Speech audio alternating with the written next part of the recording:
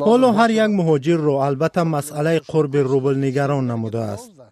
бахтибек усмонов муҳоҷири қирғизистоние ки дар москав кор мекунад як моҳи охир хобашро гум кардааст. поин омадани қурби рубл ташвиши ӯро зиёд намудааст, чун дар ватан аз бонк қарздор аст. бахтибек ҳар моҳ барои қарзи ипотекияш бояд 75 000 сум муодили $850 амрикоӣ супорад.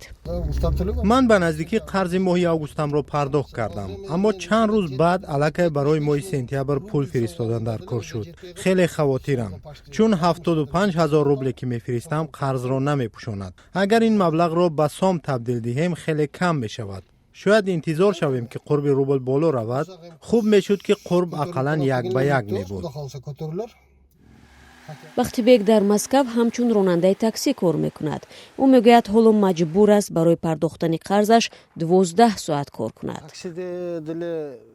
تاکسیرانی کاری سهل نیست. وقتی من مانده میشوم و خوابم میآید، رویم را با آب خنک میشویم و به کارم ادامه میدهم. اگر روبل همین طور افتیدن گیرد، حالمان بدتر میشود.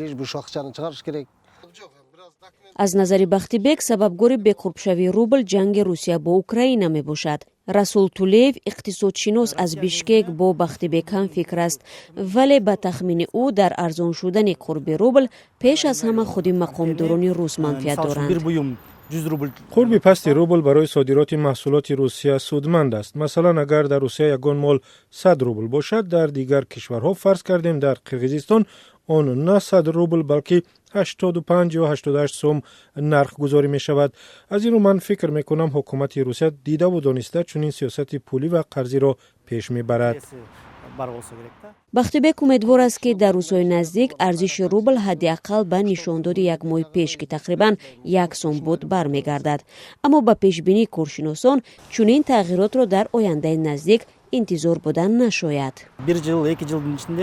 احتمالاً قرب روبل نسبت به سوم پس از 1 یا 2 سال برابر می شود.